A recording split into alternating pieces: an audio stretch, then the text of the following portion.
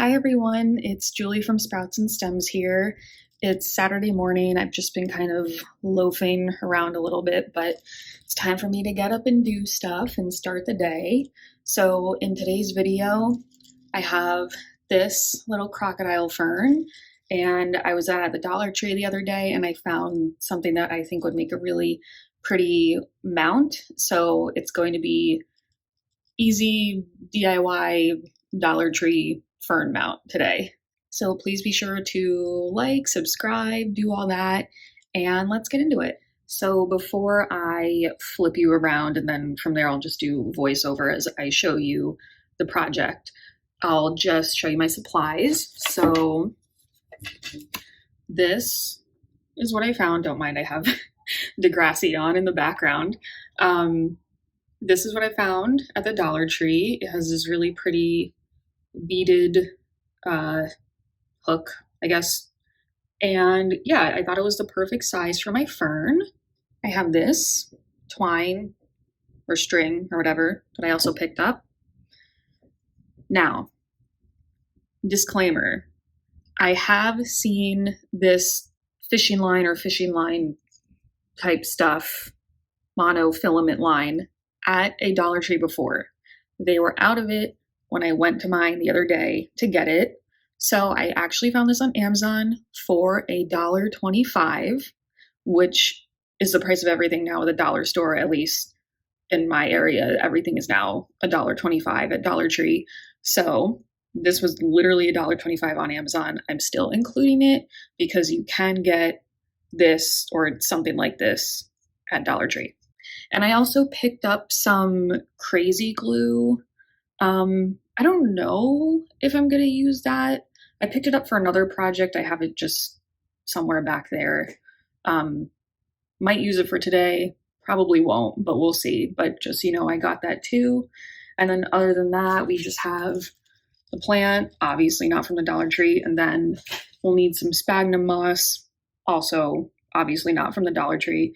If you have a Dollar Tree near you that sells sphagnum moss, let me know. That's awesome and I'm jealous. But those are just the two other non-dollar store things that you need, just your plant and then sphagnum moss. I have actually seen sheet moss for crafting before at Dollar Tree. I didn't get any because I usually just like the look of sphagnum moss when I'm mounting a plant. Some people like the look of sheet moss over the top, but that's up to you. Actually, one more thing I wanted to mention. Given that this is an extremely cheap piece of wood, I have no clue how long it's going to last. If it lasts a few months through like me watering the plant and all, I'm perfectly fine with that for $1.25. Just so you know, I am honestly not sure how durable this is going to be. But that's why I enjoy finding these cheap crafts either at a dollar store or secondhand store. I like to change up my plant displays a lot. I think it's fun to have that option to get things a little bit cheaper, and therefore you can be a little bit more creative. So just wanted to mention that about this, but yeah, okay, now we'll get into it. Hey guys, it's voiceover Julie here now. So what I'm going to do is just wet the sphagnum moss a little bit.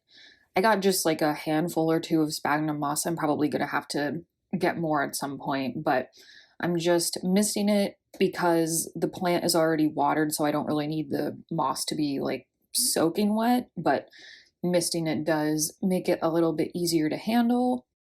If you do want to soak your moss as opposed to misting it, just be sure to completely and totally wring it out. It shouldn't be soaking wet, it should just be damp. Now I'm going to plop a little base layer of moss onto the mount. You don't need too much, just a little bit for the root ball of the plant to lay on. And here I have my crocodile fern, which I wriggled out of the grow pot. And I got rid of some of the excess soil just along the outside of the root ball, but I didn't mess with the roots too much because you don't want to like disturb or shock your plant too much. Next step is to just lay your plant on the layer of sphagnum moss like so. You can see I positioned it so it kind of lays in the bottom half of the mount, or so like the base of the plant is basically at the base of the mount. And I also put the bigger, flatter side against the mount. So the more, I guess, like sticky outy part is is growing towards the outside, and the flatter part is up against the base. So just whichever way your plant fits best, try to work with that. So now I'm just putting an initial layer of sphagnum moss on top and around the rest of the root ball. And it doesn't have to look perfect right now. You can remove some later, and some is probably going to fall off. You can shape it up later, but just get an initial layer on there. And then I'm going to take my twine. Now, I'm going to use the fishing line for the more outside parts that will show, but just as an initial strong, secure layer, I'm going to take my twine and just wrap it around the back. And you'll also see I wrapped it around the corners and then came up from the back, from the bottom of the mount, and secured it that way. It's kind of hard to explain, but you'll see in the video. And I just wanted to make sure the sides were secure, the bottom was relatively secure. So this is just an initial securing of the plant to the mount. Quick note before I forget to mention it, because I don't think I actually filmed myself doing it. I did dab a few dots of super glue on a few of the knots just to make sure they were extra secure. You don't necessarily need to get super glue, just make sure you're tying nice secure knots. And now the rest of the tutorial is basically me just building up my fern and the mount with more sphagnum moss and securing it with the fishing line. So it looks like I'm doing a lot of sphagnum moss, and I kind of am, but I end up removing some. I shape it into more of a ball form as opposed to like a giant blob covering the entire mount. There was some that kind of lingered over to the back of the fern's leaves, and I removed that just because you don't need like wet moss sitting up against the leaves. You don't want like any rot or anything to happen. So yeah, I'm just shaping, removing some, adding some where there's some sparse parts.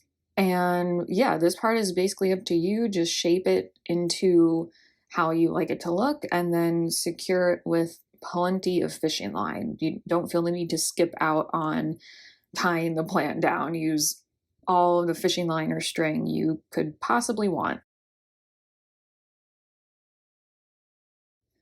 And there is the almost finished product. I did shape it a little bit more off camera after I hung it up on my wall to see how it looked. And in a second, you'll see it hanging up on my wall. So there is the finished product that I hung up just with a command hook above my sink. I think it's really beautiful. This was an insanely easy and low cost project. I hope you guys liked it too. Let me know if this is something you're going to try. And if you like this video, please give it a like and subscribe to my channel. And that's it for today. Thanks so much for watching, and have a great day.